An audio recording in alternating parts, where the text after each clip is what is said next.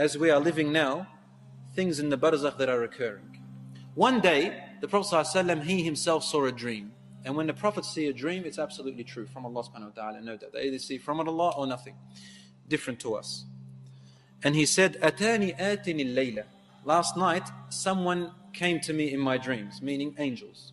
They came to me too. And they took me into the skies, into the life of the barzakh, into another world of the dead, the world of the dead. He said, we reached a place. I saw before me a man who was lying down on the floor, on his back. And there was another man, a big man holding a huge stone. He would come up to this man lying on the floor and he'd throw the stone onto his head. And it'd crush his head. And the stone would roll away. The man would go to pick up the stone, and by the time he comes back to the person on the ground, his head has been restored. And he'd crush it again. The stone would roll away. And he'd keep doing that over and over. So I asked them, who is this man on the floor, and why is that other man doing this to him? They said to me, move on, move on. Don't ask questions, keep going. He said, then we moved on. Then we passed by a man who had a hook, a brass hook in the front of his hands. Or actually a man who was sitting down. And there was another man behind him who had a brass hook. And he would place the hook on the front of his face from his mouth. And he would rip his mouth and eyes and half of the face to his ear.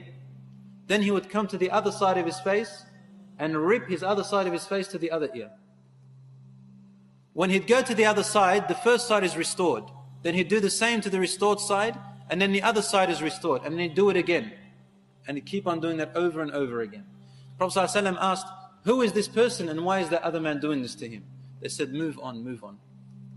He said, I reached a man who was swimming in a lake which looked like blood.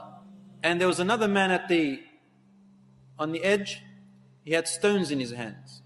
The man would swim to the other man. The other man would put stones into his mouth and he would have to swallow them and carry them across.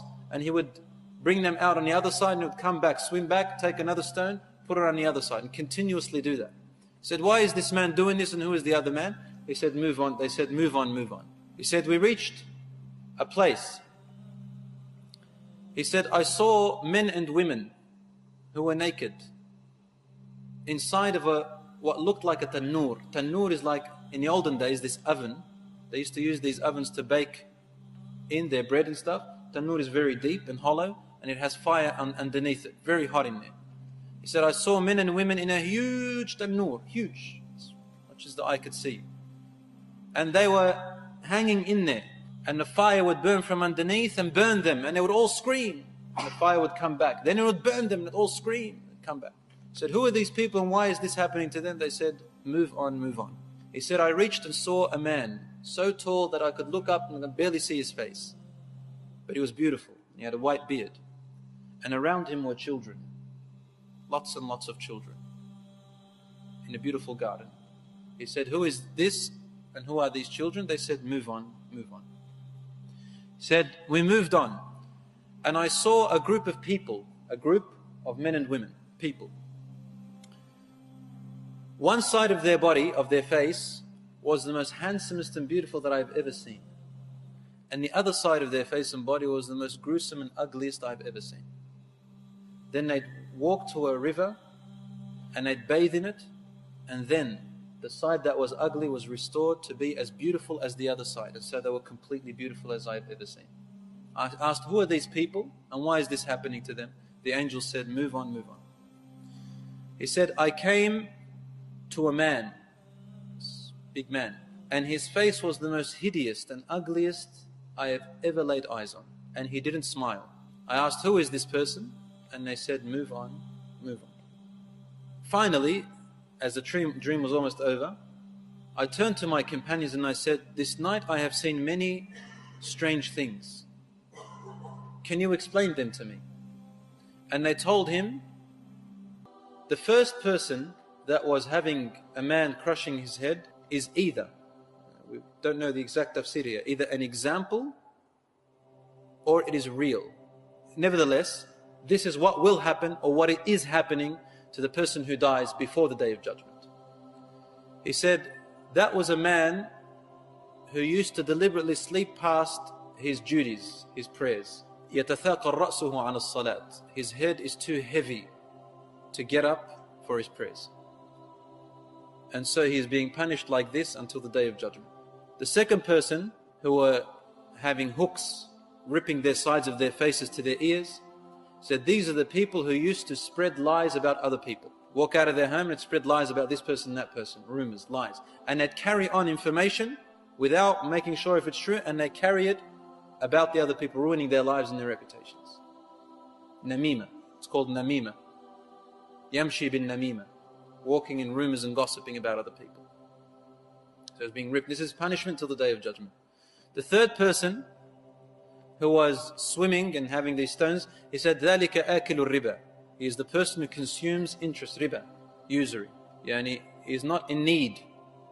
It's not a necessity for them to consume riba, or to take it, or to give it, and they did it. So they are being punished this way until the Day of Judgment. What's going to happen is going to be worse. He said, the people that were in the tanur, in that big huge oven underneath and screaming from the heat, were the adulterers and adulteresses, fornicators and fornicatresses of this ummah, of this nation. As for the people who had one side beautiful and the other side ugly, and they would wash from the river and they would be restored, he said these are the people whose good deeds are equal with their bad deeds. They burn a little bit, or these are the people whose good deeds weren't enough, to make them enter Jannah. So they have burnt for their bad deeds, and then they are saved from the fire, or they will be saved from the fire, and they will cleanse themselves from this river in Jannah, and they'll be restored. As for the tall man that you saw with children around him, that is Prophet Ibrahim alayhi salam. And those children are the children of believers and non-believers who died before the age in which the sayyi'at are placed upon them, for the age of maturity.